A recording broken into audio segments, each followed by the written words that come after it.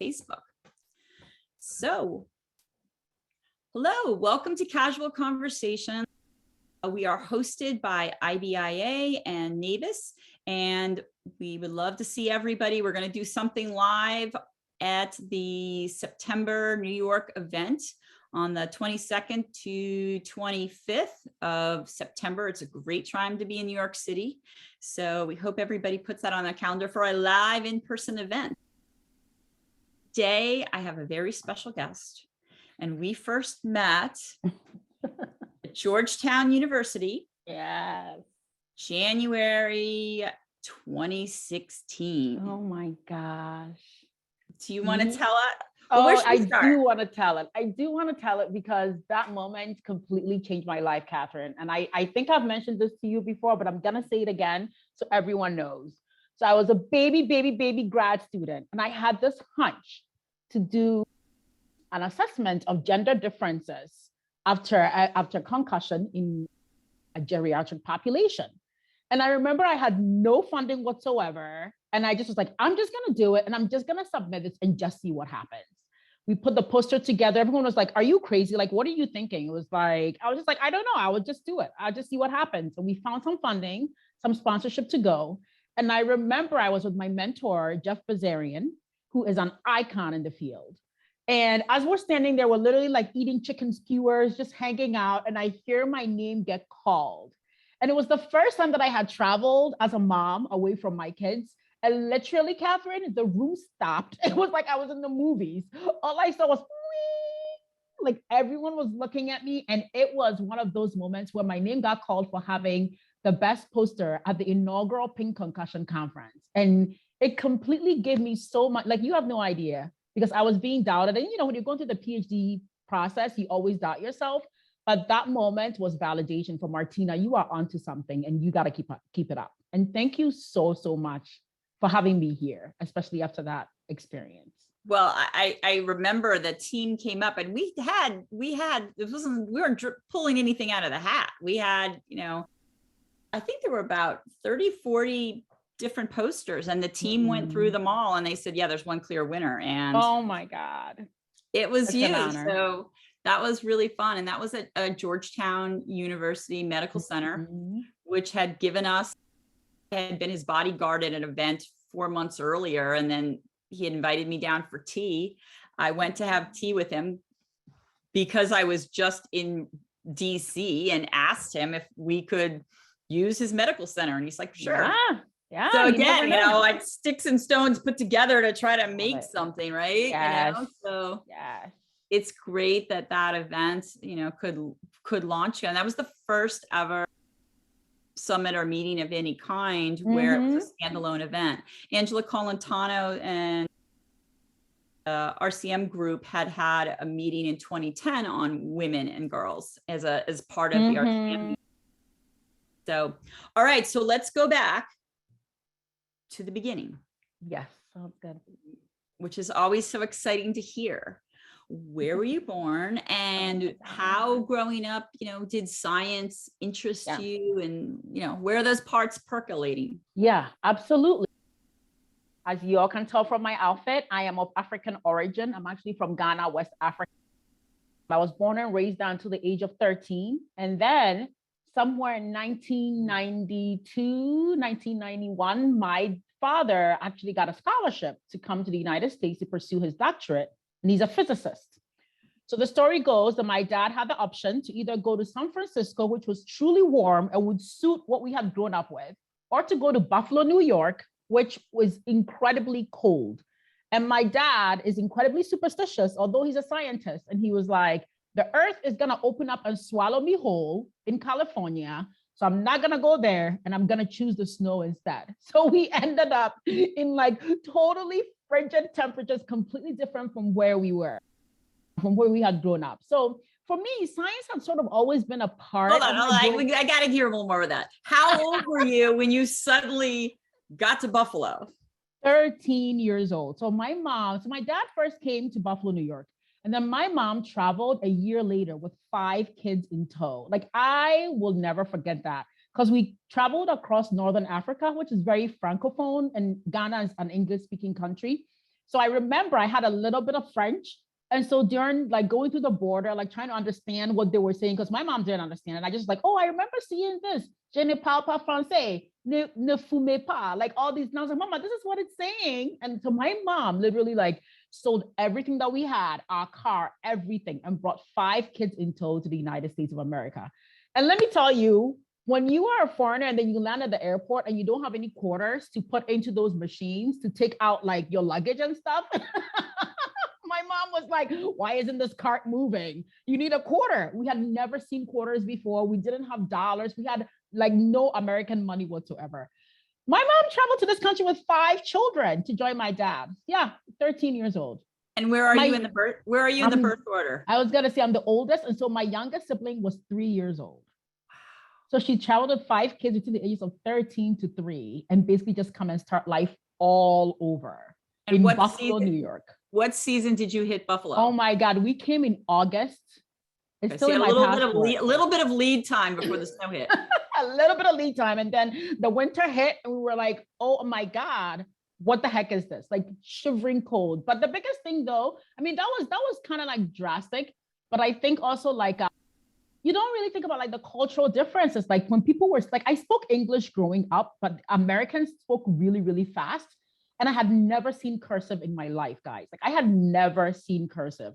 So I was in high school and the teachers were speaking, but I couldn't understand them. I couldn't understand words. And my friends would be speaking. I could hear what they were saying, but I couldn't make out, I couldn't put the pieces together.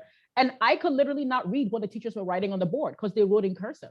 No idea. For 2 years, I had selective mutism. Like I did not talk for 2 years, like selectively. And what courses at that time appealed to you? Well, I think that frankly, I've always been geared towards the sciences just because when you grow up in some parts of the world and you're very good at something like science, which is sort of a determined pathway, you are encouraged to stick with it versus the arts. It wasn't until much, much later in my life and that I've come to realize that I'm more of a social scientist and sort of like a sociocultural epidemiologist, which is really allowing me to explore some of the work that I'm doing. But really it was more science. But I was also an actress. Like I love acting.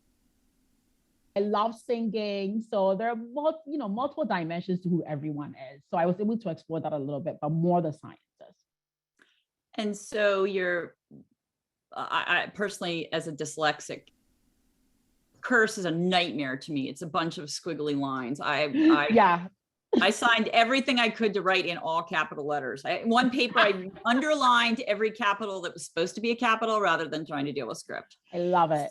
So you finish up high school, and where you go next? Yeah, so we're in Buffalo, New York, finish up high school. And then like, I didn't know anything about how to apply for college in America. So I remember a bunch of my friends had applied to university. And someone was just like, Martina, why don't you just apply to like Canisius College, which was down the street? And I was like, okay, like I had never seen a FAFSA form. I had never felt like none of these things. And I was just like, all right. So I sent in my application and they accepted me. And then I went to Canisius. I mean, that is literally how it happened. People were traveling to like Xavier University, going to like, Minnesota, all these places. Like, frankly, though, my family was not well-to-do. So there was no means, even if I wanted to be able to travel and go to any of those places. So really Canisius being like a bus ride away was probably like the best fit. But I went to Canisius College, majored in, I was a bio major for the first couple of years. And then I decided to become a clinical laboratory technology major as a medical technologist because I needed to, like I didn't have the luxury of not graduating without a job. By the time I finished college, I needed to have a job. Otherwise, who knew about my immigration status? So as a clinical laboratory scientist, you basically analyze like people's, I'm sure in case no one knows, but you analyze like all the blood samples that you get drawn, like your hair samples, sputum, urine, semen. That's my fallback. If this whole like epidemiology thing doesn't work, and I'll tell you different parts of my life where I've actually gone down to it and actually done the lab work just because it's secure. So I was able to finish college after 4 years and have a job as a clinical laboratory scientist. And at that point, I'm in Rochester, New York, which is an hour away from Buffalo. And I got my master's there, then went and worked in the public health sector. I've worked in the for-profit, I've worked in non-for-profit, I've worked for corporate. So I've had like really experienced like the American sort of like work, but I haven't really been stuck in one area. And then I became a mom. And then like a decade or so later, I decided to pursue my PhD. So I took a very non-traditional route, whereas some people know, undergrad, grad school, they know where they're going to go. They just follow that linear path. Like my path was not that way at all. And describe your household as you set off for your PhD. Oh my gosh. So here we go. So I'm sitting in the lab, I'm like analyzing urines, analyzing hair samples. And then I was like, I think at that point I had my master's in public health, but I wanted more. I knew that I wanted to just be a little bit more analytical, and I wanted to contribute a lot more to science and just to women's health in general. So I decided that I was going to go and get my doctorate, and the decision was made somewhere around 2011. So on my lunch breaks, I'll be taking like, the GMATs, the GREs and all of that. And then we were trying to get pregnant. I had a 2-year-old at the time. When I got into grad school at the University of Rochester, I wasn't feeling right. Like something was just off. So I decided to like do a pregnancy test, and it comes up positive. And I'm like, are you kidding me? Like I'm supposed to be going to grad school right now. Like, why is this test positive? And then like the beta HCG levels were just so high. And so they were like, Martina, we think that you need to go and get an ultrasound like really early and just figure out what's going on. And then I was pregnant with triplets. So here I am, about to start grad school in September, like my lifelong dream. I've waited 10 years to do this, right? I have only one child. And now here we go. I'm supposed to start graduate school. And I find out like in February or April that I'm actually pregnant with triplets. And so the decision has to be made. Do you want to continue following your dream? Or, a lot of women face this. You've waited so long to pursue this. Do you want to continue it? Or do you want to sort of take the time and take care of your family? And I was like, I'm gonna go to grad school. I am not gonna stay home and incubate 3 children. No, that is not gonna happen. How I came to my senses a little bit later, because it's not about me, right? It's about the future. It's about a family. It's about those babies growing beautifully and being healthy and having a successful delivery. So I decided to defer for a year, and I deferred my goals, my dreams for a year, and started graduate school a year later. And when I started grad school, I had 4 kids under the age of 4. So my oldest was about 3 years old, and the triplets were 10 months old. And mind you, I had been out of school for over a decade. So I remember like the first assignment, trying to figure it out. It was clearly like, I remember like it was yesterday. The triplets' birthday is in October. I start school, and like 2 months later, I'm trying to figure out what a lit review is, what logistic regression is, and trying to pick out a birthday cake for 3 kids the same age. And someone was like, so are you gonna get like three tiers of a cake, or are you just gonna get 1 cake? And I was like, 1 giant cake with 6 figures on them, representing all the 3 children, because I gotta go and do my homework. Like literally, that was how it was. That's awesome. And I was, as a mother of twins, I had 2 and then a singlet. Like, I remember going, should I shower? When was the last time I did shower? Have they showered? Yeah. It's I don't know. Women are built to withstand a lot of things. And I think if you have the right support structures, you have to have a lot of mental fortitude, a lot of resilience, but it's a lot. But, the most rewarding thing was like 5 years later, seeing all those kids walk in as I was graduating. The triplets are now 5 years old. My oldest is now 9. And honestly, a lot of people didn't even know that I had kids, because I presented myself that way. I was just so focused on getting that PhD. And so like them, I walk, they see my kids and they're like, whose children are these? I'm like, mine. They're like, aren't you like 20 years old? And I'm like, no, actually, if you thought I was 20 years old and I had 4 children, I must have had like mini teenage pregnancies then. But no, I had my babies, and then I just went to achieve those goals. That's awesome. So we'll jump to the PINK event, and then so tell us about, the last since 2016. What has been exciting to work on? Where are you doing? Absolutely. So since 2016, somewhere around, so once, Katherine gave me the confidence during PINK Concussion to definitely pursue. I think you had a lot going for you. I mean, I've given you an award, but that award, I should have had it now. I just, I remember sitting in the office and trying to figure out where I want to focus on for my career as an epidemiologist. So I'm a reproductive epidemiologist. I study women, mostly women, but I study people, I should say people at the reproductive phases of their lives, because I want to study individuals who I can relate to, people who have then it's easier to translate the science. And it's also quite relatable to a lot of people as well. And I remember I knew I wanted to do something reproductive epidemiology. And I remember I also wanted to be very strategic, because I wanted Jeff Bazarian as one of the people who was involved in my life. He's a really, really an icon in the field. And just sitting there and reading the literature on TBI and seeing TBI reproduction. And all I saw was like men's health, like testosterone levels in football players. And I'm just like, well, there's got to be a little bit more. Let's look at sexual dysfunction.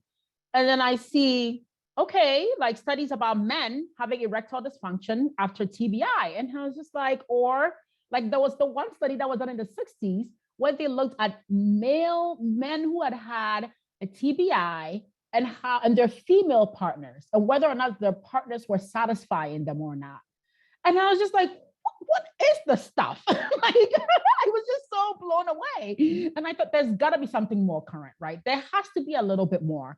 And then as I was looking through the literature, I just found that there was less and less on women's sexual health after traumatic brain injury, less and less on women's menstrual health after traumatic brain injury, less on women's pregnancy outcomes. And actually, it's just until now that we're really seeing the tide shift. So being an African woman and also growing up in a household where so many things were taboo and superstition abound, I knew that I had to be cautious, but I also knew that I could not just sit there and just have this big area be overlooked. Much of what drives my work are these gender norms and these expectations of women. And I grew up in a very gendered society where, yes, you can give birth to children, but you also have to make sure that you're coming home and you're cooking and, you're taking care of the kids. It's not to say that your partner won't be able to help. Your partner may be able to help, but there are certain expectations. But what really stuck out to me was that you, as the woman, your job is to bring forth children.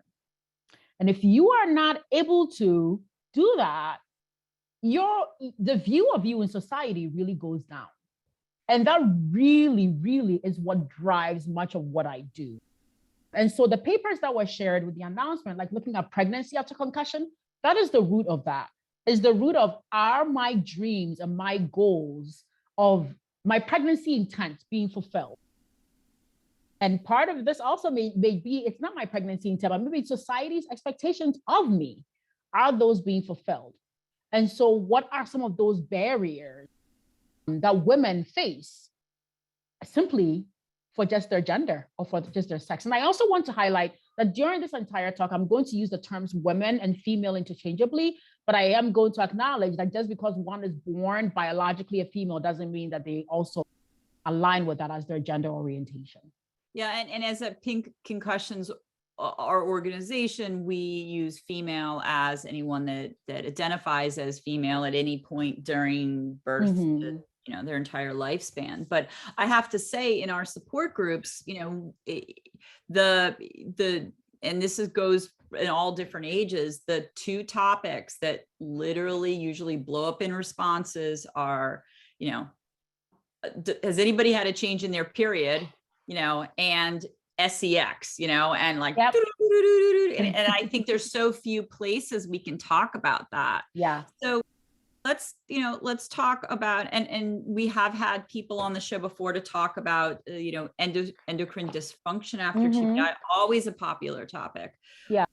So let's start talking about the work of, after a TBI, what is your research showing just for you know, the woman, and I do want to also segue and make sure we talk about having studies where we do have a racial makeup that is not just, we've talked about not just having men, I would say with white men, but making sure we have women of all colors, all ethnicities represented. Yeah, absolutely. So what we did, so the first study that came out of the work that this hunch that I had was to look at the risk of female sexual dysfunction following concussion in women of reproductive age. So I study mostly women who seek care in the emergency department. So my work is quite different, where I don't look at mostly sports concussed individuals. I actually look at those who come to who are seeking clinical care in the emergency department, and usually within hours of their injuries. The reason why I'm really drawn to the ED is because at any point of time, any of us could be that emergency department woman, right? Any of us could have an MVC where next thing we know, we're in the ED. And I'm in the ED, I think I have a concussion, but guess what? I can't focus on myself only as a woman. I got to think about the other social determinants that I have. I got to think about my kids. I got to think about my husband. Is my household all set? So that is why the ED population is very near and dear to me. So in the first paper, Risk of Female Sexual Dysfunction Following Concussion in Women of Reproductive Age, we recruited women between the ages of 18 to 45 seeking care in a large trauma center in Rochester, New York. And to be enrolled, we compared women who had basically an isolated concussion compared to those who had an isolated extremity injury. And what we found was that women, and sorry, I should say, we followed those women actually for about 6 to 10 weeks to assess their sexual dysfunction outcomes. We also tried to assess menstrual dysfunction, but our assessments were not so good, but a sexual dysfunction really stood out. And we used a brain injury questionnaire on sexuality that has been developed by Jenny Pansford, who is a queen in this field. She's in Australia, to evaluate women's sexual outcomes after their concussion. What we found was that those who had sustained a concussion had 70% increase in their sexual dysfunction.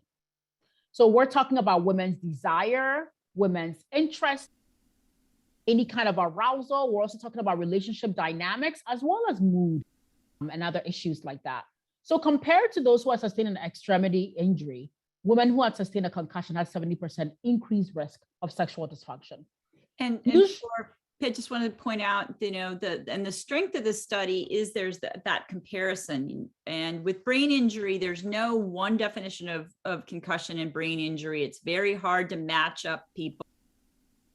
But what's generally used in science is you take someone with a brain injury and you compare them to somebody with, you know, broken leg and an injury that's external to anything having to do with the brain, and compare the two, which is hard and expensive to do. So that speaks to the strength of your study and the thought, because, you know, that's a hard thing to do, to try to match everybody up, to have a comparison, right? Yeah. It really was tough. And I remember it took a team. It took a team of individuals who were really dedicated. And at the institution where I was, we had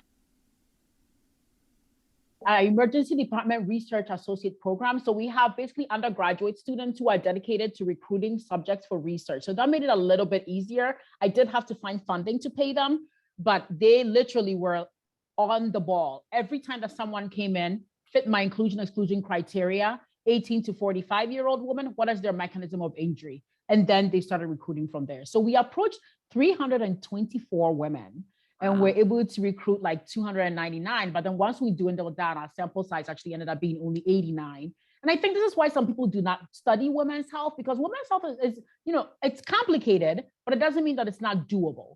So we ended up excluding about 50% of our study sample, because several of our study populations were on hormonal birth control. They had irregular menstrual cycles. We really needed to study a very, very, what you want to say, very, very clean, if you will, study population. So they had to have normal menstrual cycles. They could have pre-existing concussions, but not more than one. I mean, and then the most difficult thing is that we're recruiting from the ED. I mean, what are most women coming in for when they have sustained a concussion? What is the primary mechanism of injury?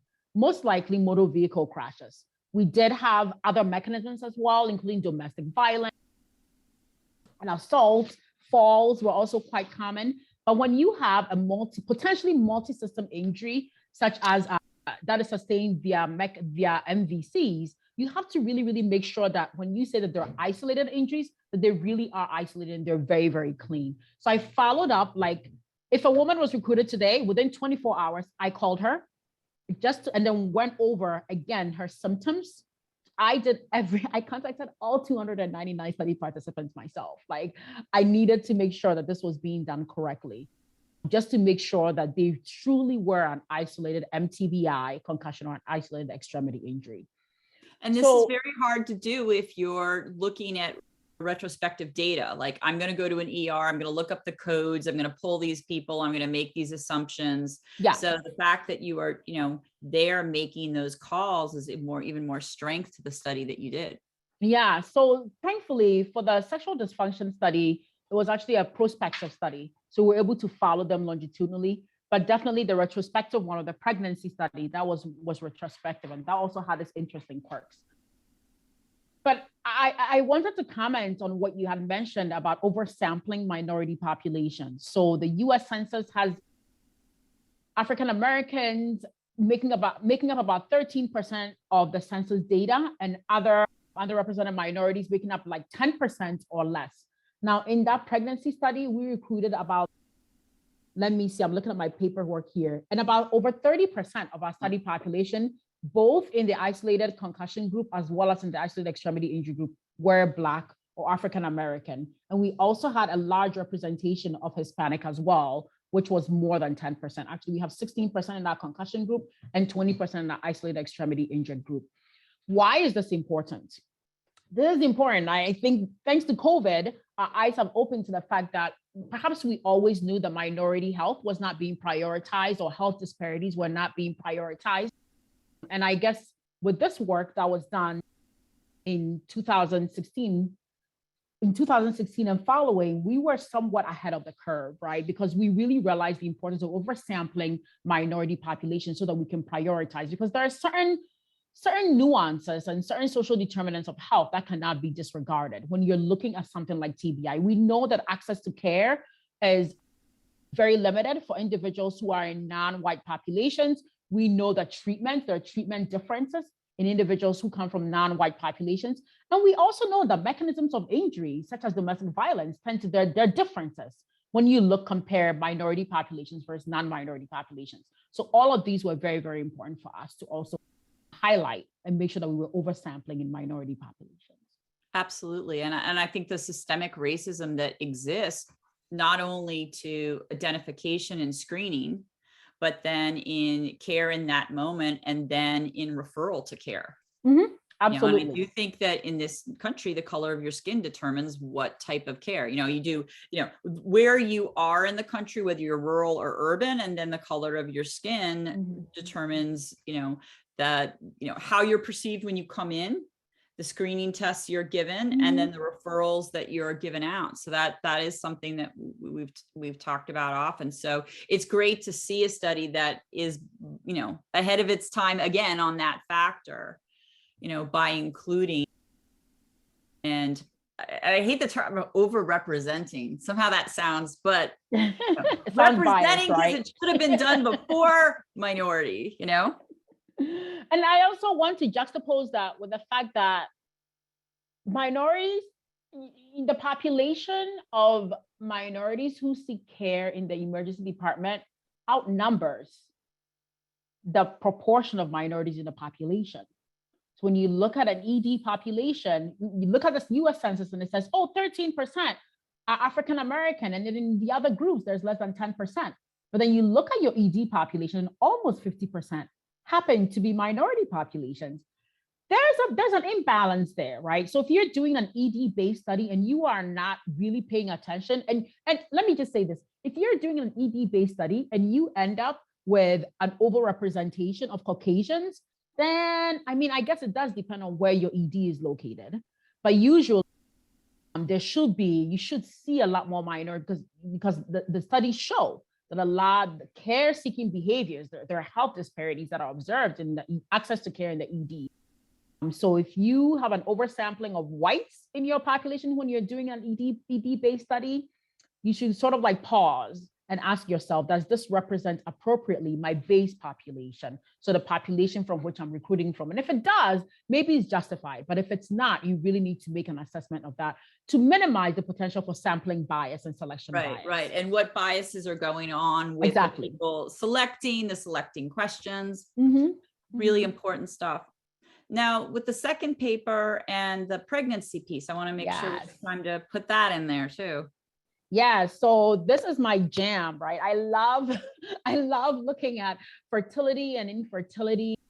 And so this was really sort of like a convenient study that came about because I was just thinking about, here we have this population of women who have sexual dysfunction. And then a few months before my study was published, a study came out from colleagues at the University of Pittsburgh, which showed that women who sustain an MTBI, and they actually looked at athletes, tend to have irregular menstrual cycles following their MTBI, again, compared to a non-head injured population. And so I thought, okay, let's put those two things together. And now let's think, what does this have for pregnancy, right? Menstruation, sexuality, pregnancy. So what we found in this study, we actually analyzed that same cohort of study participants who had sexual dysfunction, right? That N of 324 that had dwindled down to 299.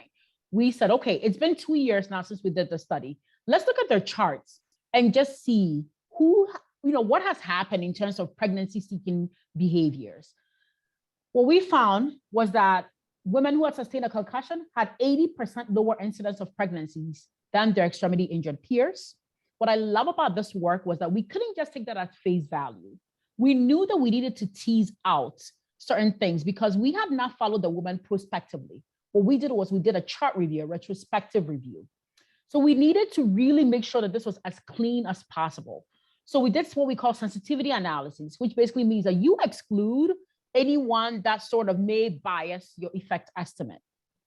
When we excluded women who were taking hormonal birth control, we just assumed that if you were taking hormonal birth control, when we recruited you, you're likely continuing to take hormonal birth control. We just assumed that. When we excluded those women, we found that there was an 84% lower incidence of one getting pregnant if they had sustained a concussion compared to if they had an extremity injury. When we excluded women who had their mechanism of injury was domestic or was assault or domestic violence, again, there was a lower incidence of pregnancy in our study population. So no matter what we did, right, we were finding these just the direction that we expected.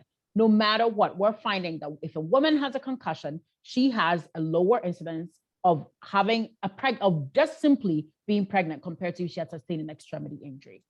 When we did a subgroup analysis of looking at those who had menstrual or sexual dysfunction, I mean, it was really outstanding because what we found was that, again, the incidence rate was even more lower. So my hunch of, okay, if you had TBI, then you had menstrual dysfunction and you had sexual dysfunction, what does that happen to your pregnancy outcomes? That was substantiated in these analyses. And what I really love about this study is that, again, we had an oversampling of minority populations. And here we really talk openly about that and what that means to the outcomes and why it's so important to recruit a large population of minority patients who may either have trouble getting pregnant or who may have trouble seeking care after they sustain their TBI. And I just want to say that, you know, in my own work, we've done some large high schools and we've done a 5-year study. And I remember at some point, and I don't even remember which advisor I was speaking to, but I said, it's really important to me. I really want to see, these children and socioeconomic status and race and see it where they're getting care. We passed a concussion bill in the city. And the only reason why we passed it is because one of the reasons that the city didn't want to pass it is they said, what if there's a group of kids that can't get care? And we showed that with the America Cares Clinic, with that at every level, there was a place to get care if your parents took you there. And I remember, and I literally don't remember who said, you know what, you're already breaking this down between male and female. and you're looking at age and like race is just too far. You're going too, it's getting too segmented, and I'm like, okay, it's really important to me. And I think it's about, and now I'm just kicking myself, and we're actually going to go back, and we're hiring someone to de-identify the data, to try to hook those back up, because I think to say like, look, this particular population, free lunch, the kids that receive free lunch from their socioeconomic status are getting their concussions looked at 10 days later. Like, I don't know what that's going to be. And then look at according to race. And I know that the study, and we've had someone to talk on that African-American children were 4-to-1 to white children seen in emergency room from violence rather than sport. It's really important things to break down. So if you're out there and you're doing research and you're getting pushback that you're looking to, that your subgroups are getting too small, look at all the work it takes to go through the way you did, but we really need those subgroupings are incredibly important. Yeah, absolutely. I think what you're alluding to, Katherine, also is the fact that sometimes, I'm going to play it, pun intended, sometimes the research that we want to do may not be sexy, right? It's not en vogue. It wasn't en vogue to be looking at domestic violence and TBI until COVID happened, right? That was all being poo-pooed until we realized that, oh my gosh, we can't believe that this is like this is really an issue. Everyone knew, well, I wouldn't say everyone, a lot of us knew that it was already an issue, but attention wasn't paid to it. And when attention is not being paid, what's happened is that there's no funding resources going towards that. This whole study of sex differences was not en vogue until, I think, like, you can even attest to that. When you started doing your work, I'm sure you got so much pushback. It was not sexy at the time to be looking. I mean, now the thought of not looking at female concussion, we're just like, wait, are you kidding me? And still it's being understudied, but it wasn't sexy, So until things really come to be sort of like in focus of the funders, and money speaks. I mean, that's the bottom line. So right now, racial disparities are now beginning to take the forefront. Minority health, not just in race, but also in gender, female sex. That's all coming at the forefront. And so we gotta, just take it and run with it, and just carpe diem everything that's happening, and seize the opportunity to really look at what is really, what we have deep in our souls. We know this is important to pursue. Right? Yeah. Carpe diem it and just run with it, because the timing seems to be perfect for it now. And it's hard when you're approaching somebody in a superior situation, who says, a power dynamic. It hasn't been done that way, right? Like it doesn't really fit. And I remember that's my tagline for PINK Concussions has always been sports, domestic violence, and military service. And people be like, I don't get it. It's like peanut butter, pickles, and mashed potatoes. Like, yeah. So I've definitely been told multiple times that the rabbit hole I was going down was just weird, and I think it's hard, but and I think that's what speaks to your story of, this was important to you and your passion and driving that. What were some of the people that opened doors for you in that experience?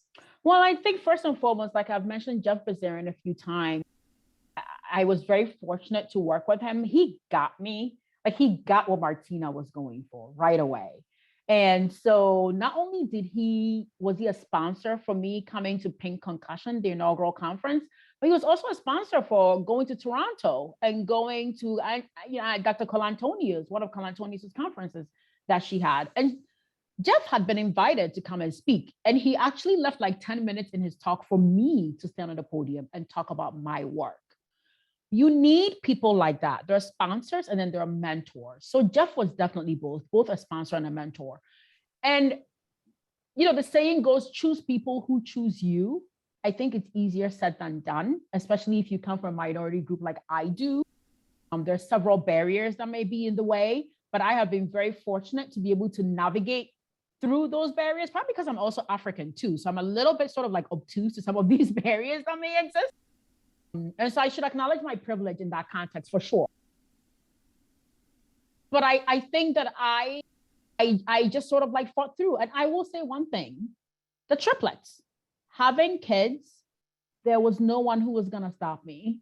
Like, when you have had to go through 36 weeks of gestating 3 humans while working in a lab, like analyzing urine and semen and what have you, and just being like, this is my dream, this is my goal. I have got to make sure that this pregnancy is successful. The mindset carries through. I have got to make sure that this dream of mine is not taken away. So for me, as much as like, I don't want to say as much as non-linear and as circuitous as my path was, it really has been a blessing in disguise. Starting grad school with 4 kids under 4 happened to be a blessing in disguise, because it really taught me to really, really fight for what I want, and no one was gonna stop me. But I also needed those sponsors like Def Bazarian and other people in my circle as well to really advocate for me. Yeah, definitely. And I was going to ask you next about how you handled the barriers that you came up against. And, you're such a positive person. And I know there just has to be so many barriers that you faced. So, it's the kids, it's your culture, it's. Yeah, I think I'm fortunate enough to have a partner. My husband is incredibly supportive. In fact, he should probably have been the one to have had kids. I've always tell him, like, you were supposed to have the uterus, because he is just so good with the children.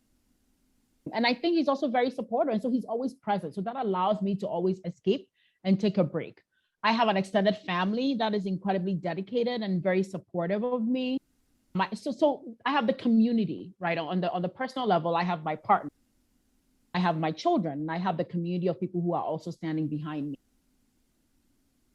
I can't say that I didn't face many obstacles, because I did, and I have been facing several obstacles.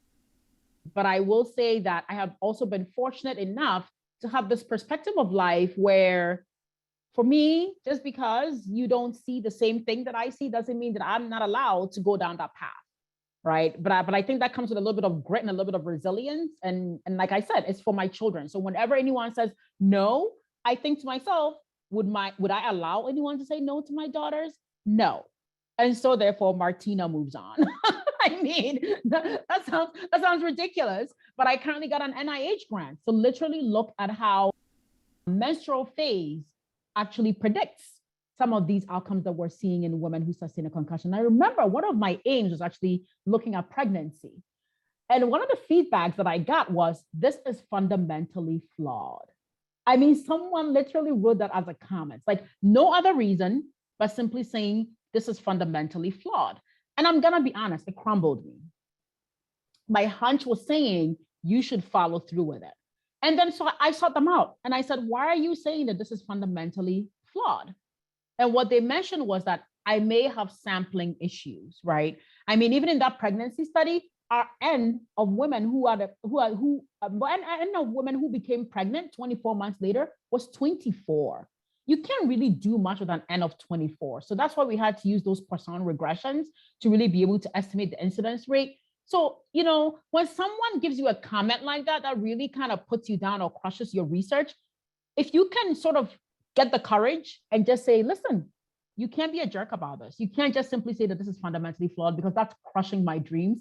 Expand on it a little bit more, right? Like, be constructive. Right, be constructive rather than being critical.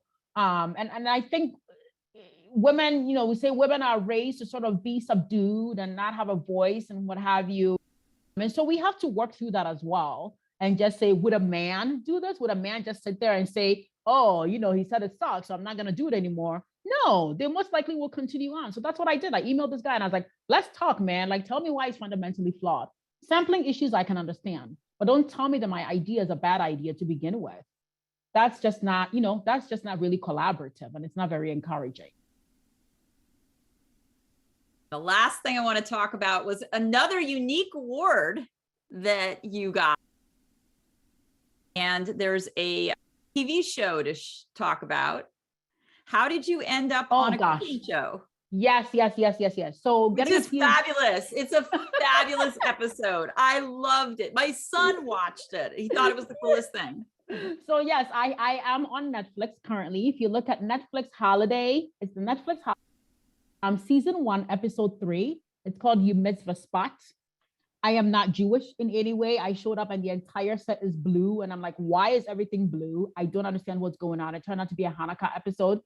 But it really stems from the fact that grad school makes you crazy, right? Grad school is nutty. So I actually ran a half marathon without training when I was going through grad school. And if you think about what I was going through, like I have the kids, I have my husband, there's just so much happening. So I will say that, so as an aside, if you want to pursue a PhD or any kind of like higher learning, you really have to want it because it's incredibly challenging and incredibly difficult. But once you have that want and you see the light at the end of the tunnel, because you need that fortitude to push you through. So I remember trying to like trudge through like this analysis for the risk of female sexual dysfunction. And it was like 4:00 in the morning. I was the only one in the office. The kids were asleep. I had escaped, like I literally spent like half the time not knowing where anyone was, but leaving the kids to my husband. And I remember like during those times where I decompress, I would bake with the kids. I am a horrible baker. Like even if I have the entire like, oh, here's the packet, just scoop out the cookie dough and put it on a plate, it will literally come out like glob. And I loved it. Because on the one hand, I was being challenged. Cognitively, I was being challenged to do these higher level tasks, right? Multiple regression, like epidemiological analysis, like all these difficult, causal inference. And on the other hand, I was able to just de-stress and just bake. So I decided to just submit my application of all the horrible things that I had baked with the kids through grad school to Netflix. And I got selected. And this is a cooking show with 3 people, a challenge, like basically make a wedding cake type cake in 45 minutes with a recipe where we haven't given you all the ingredients. I mean, make a 9-tier cake that has all the Hanukkah symbols and symbolism of Hanukkah, and do it in 45 minutes. And like, I actually, it was one of the craziest things I had ever done. It took 3 days to film that episode, although it all airs in like an hour. It was a 3-day show. So first you show up and then you do a pre-interview. And for those 3 days, you have to look exactly the same. Your hair has to look the same. Your makeup has to look the same. Like your, jewelry, whatever you're wearing has to look exactly the same for all 3 days because it has to look like a continuous segment. So on day 2, you spend like 8 hours baking. 8 hours, and it's cut, start. And then on day 3, you relive day 2, but you talk about it in the present. So it was really, really a very wonderful and fun experience. I'm not going to give you guys the end. We got to watch Netflix to see what happens at the end. Gotta watch the show. I have to say. On what happens. Yeah, but it was really one of the funnest episodes. So I think part of this is also finding balance in life, as a woman, as a mother, what have you. We have, and life can't be that serious. There are those, you definitely have to be successful if that's your goal. You have to make money as well because money drives the world. We all have to survive. But in the end, you need to pause and just enjoy what is life because you gotta, I hate to be morbid, but you're gonna leave it all behind. And in the end, what's your legacy? Well, I am sure there will be a huge legacy under your name, and especially with all your kiddos. There's a lot of things going by in the chat. Oh, let's see. I think Kara's with us I don't know if she's there to read the chat, but you're so interested. It's hard to read them all.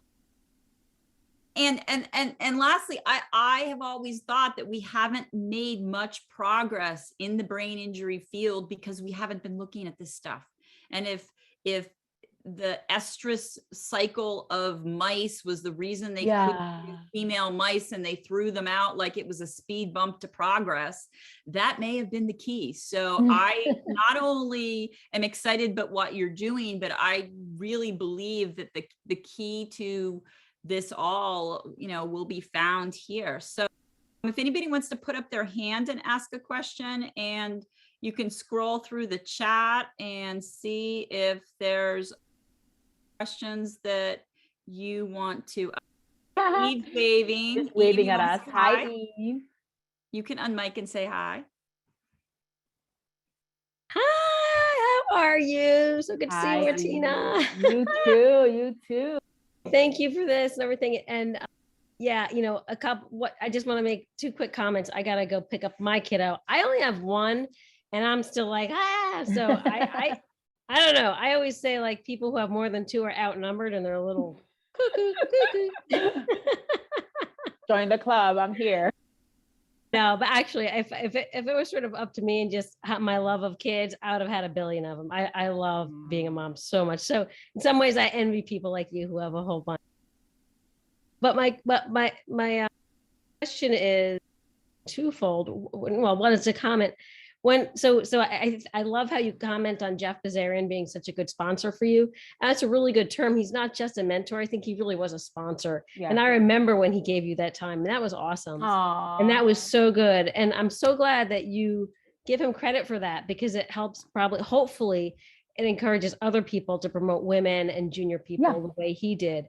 Because I think that was really good. I mean, obviously he wouldn't have done it if you weren't, great to begin with. So it's not like it's by no means him, because, it's like, if you have something good, you want to show, you want to show it off. You want to say, hey, this person's wonderful. So you certainly deserve, most of the credit, but it is true that people can get shut down too, even if they have great ideas. So I think it's really important. And I appreciate you making that comment, because, there's, and then there's this whole thing going on in the world right now where there's this one editor who, he's just resigned because he was plagiarizing and doing all this stuff. And he was an editor for a major sports journal for many years. And how many articles maybe got sent his way that he didn't even look at because he didn't subscribe to their point of view. So it just sort of goes to show that when you're in power, you can really change the shape of things. And I think it's good to remember that. So like, now that you're getting up there, you can do the same thing. And when people hear that, hopefully they'll take advantage to shine the light on the junior people around them, which I think is important. And the other thing is it's so interesting. I mean, it's funny that it's a coincidence, but Katherine knows Rachel Ramirez very well. And Rachel is a wonderful person in Ohio doing, I don't even know exactly what her title is. So she is the founder and director of the center. Social worker like me. We're going to tell you. She is. But she's amazing. She's. I mean, you social workers are amazing. Like you, Katherine, like rock star. Rachel basically, she's the founder and director of the Center on Partner Inflicted Brain Injury, and it's this really cool thing that she developed. Like kind of because she was just like, oh, I want to do this, and she basically created a job for herself, which is really cool. But what this is all coming to is she just got who basically said, I'm coming to you, I saw you speak whatever, because she's giving lectures all over. And she had a lot of, she says, I'm not going to say any names, so I think it's okay, but someone who had a lot of blows to the head and strangulations. And then she checked into a women's shelter and she started her period. And then after that, she hasn't had any, and she was very young. So it was almost as if she felt like it stopped because of the repeated head injuries. Yeah. So the question is, could that have affected her, what was going on with her? And my first instinct was, I know there's stuff out there. I said, I'm not the best person to talk about this. And then I just was saying, Rachel, you got to get on Casual Conversations. So, but I think, it's like, so this didn't really occur to this woman at all. And maybe this particular one isn't, I don't know, because it just stopped and it never came back. But I think the point is people don't think about this necessarily. And I think that is really, really important not to overlook. And there's a handful of people like you and Jeff and others who are doing this. So, thank you. And know that, women really do need this information, and they're looking for those data to come out and be publicized. Yeah. Absolutely. I think, thankfully, thank you so much, Eve, for all those kind words. And also, I want to recognize your role in highlighting the importance of domestic violence. And I think you also are ahead of the curve. I mean, way, way, way back. You have been standing on this and have not let it go. And I admire that. I just admire that, right? I mean, that is a perfect example of just standing by what you believe in and saying, I am going to stand on this until people hear me. And now that domestic violence is quote unquote sexy, right? Now we can pursue some of this two taboo topics: domestic violence that was previously sexy, and now menstrual health, right? So using this case this one single case report of someone who had sustained multiple injuries to the head and now no longer has a period. Can we stand on that now to perhaps apply for funding to look at a larger population of women who sustain their injuries via domestic violence, via intimate partner violence, via assault, what have you, and then what happens to their long-term outcomes, understanding that it's highly contextualized, right? Because there's possibly the stress. It could be stress-induced, it could be TBI-induced. There's so many other factors. But the bottom line is that this population is not being studied, and we should. Yeah. Thank you. I have to go get my kiddo, but thank you so much. Thank you. I've spoken about this on other shows that we've had on the endocrine issues, is that if after a TBI you have an endocrine disorder, we do have pharma to take care of that, and that may help your symptoms. Where we don't have pharma to heal your brain, we do have pharma that can address these issues. So, I think it's, people come in are terribly fearful of CTE. We don't have anything for there. Like, let's go down an avenue where we do have some rehab, some pharma, some things that we can work with to try to increase quality of life. Because no matter how long it's been since your TBI, no matter what your circumstances, I truly believe that there is something out there that can help you to a better place. Yeah, absolutely. Absolutely. And Ashley puts a comment here that love direction for research studies on variability in sex during concussion recovery that are linked to menstrual cycles during recovery. That I will say that there isn't much of research looking at menstrual cycles as well as sexual dysfunction. I just got an NIH grant to actually look at that right now. So it's very, very preliminary. We really don't know the relationship between menstrual cycles and sexual health, but research is being done. She would like to know if she can find someone to help with that, because too many concussion docs don't know what to do for these females. Yes, you're totally right. There isn't much literature on that. And so in terms of who can help you, I think first, this is what I tell. I'm not a clinician, I'm an epidemiologist. I'm going to put that out there first and foremost. So what I can say is that I love being involved in sessions like this because I'm able to meet someone like Katherine, who's able to connect me with someone like Tamara Wexler, Dr. Wexler, who does a lot of research in this area. So that's someone that you can definitely send an email to say, hey, this is what's happening with me. Can you help me out? Secondly, you know your body the best. Track these symptoms. What phase of your menstrual cycle are they happening, right? We have all these apps now that are available for women to track these. So track those as well. So when you go, you're going with evidence and you're advocating for yourself, and be persistent. Do not take no for an answer. Nat Dean has their hand up. Nat, did you want to go? Hi, thank you so much, Martina. And Katherine, this is always amazing. When Ghana, Ewe, I studied with the Lazevko family for like 5 years in Ewe music and dance. So nice. It's in my bones, it's in my blood. You can never take that beat away. So thank you for that. I was wondering, and I know we don't have time to discuss it, but when someone who's a survivor of head injury and DV and ends up with a situation where they have a multiple organ prolapse, and then it's not able to be fully repaired enough to allow engagement in traditional sex, and how that leaves the person. Where does that leave them, and the impact of that? It's complex, and I think we don't have enough time because it's like now 1 o'clock too. But I will want to say that what you're touching on is how sexual health for individuals with disabilities is still important to study. It's not my area of expertise. It's touching on a little bit of what I do, but I do know that the NIH is very, very interested in this, especially when it comes to women. So sexual health, reproductive health in women with disabilities. Absolutely.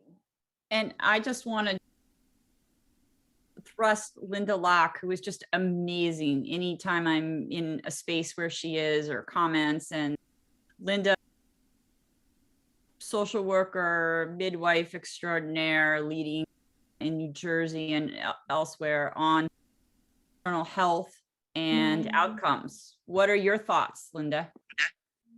Thank you so much. This has been wonderful from, somebody who takes care of women and birthing people and has done so for a really long time and has been trying to beat the drum about, brain injury and domestic and sexual violence for quite a while as well. But there, Katherine and I have had these conversations where there's so much similarity in the areas of recognizing women's voices in this area and in maternal health. I mean, the CDC has just come out. Well, actually, I think they started last year and they're bumping it up. It's called a program called Hear Her, basically listen to women, because what we see in the area of maternal mortality is that women are not, especially women of color, Black and Indigenous women who have the highest rates of maternal mortality and morbidity, are not listened to, right? So the Hear Her campaign is a good one. And, there's a lot of work being done in that space, but it always strikes me about the similarities of, we know our bodies best and people not listening to that and people not giving that credence, right? Not giving, not saying, oh, that's not important. That's just, a female thing, right? It's not something that should be addressed. And finally getting to a point where there is validity. People are saying, okay, this is a valid issue to address. We pick up more than half the population. How can it not be valid? So yeah, thanks so much for your work. It's really, really, really great to see you and hear you talk in this area. Thank you. I appreciate it. And is it not true that the rates for African American women and infant mortality are at all different socioeconomic levels? That's correct. So it is regardless of your socioeconomic status. People say, well, it's social determinants of health. Well, right, if you say that, it's not those people aren't taking care of themselves and are, there's been a lot of victim blaming in the space around maternal health. Well, if people came to prenatal care, if they ate right, if they weren't fat, then, get that one. Trust me, it happens. But that was the narrative. And there's a really good article that I'll share with you, Katherine, from Nursing Clio, I don't know how they pronounce it, CLIO, that talks about how this mindset got started to blame mothers for their poor outcomes, right?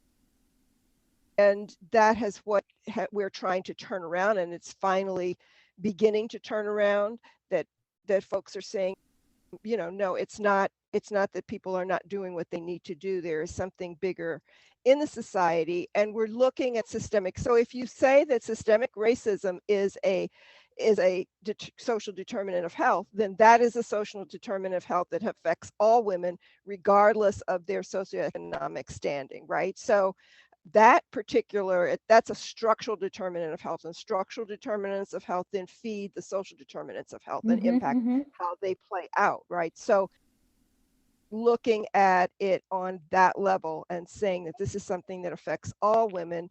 We have women here in New Jersey who have told their stories, and they're all like, well, I came into the emergency room and nobody paid me any attention until one of my students came by and said, oh, Professor so-and-so, why are you here in the emergency room? And then all of a sudden, oh yeah, well, she's important, so we'll give her, we'll pay attention to her. That's a true story from somebody who had preterm twins, and then one of those twins subsequently died, because we know we have not only higher rates of maternal mortality, but infant mortality as well.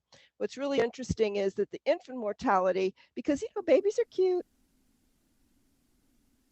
and attention was paid to infant mortality 20 years ago, we began talking about, well, what about the maternal mortality? But that really wasn't brought to the forefront until, fairly recently. So don't let me get, I'll get on the soapbox. But I think it's really, I think it's really important. And I think if you've never attended a seminar or a Zoom call on infant and maternal issues, and you know, and you're in the TBI space, go into their space, because you're like, oh my God, it's the same thing we're Same seeing in thing. our room, right? You know? Same thing. Mhm. Yes, it is very much the same thing.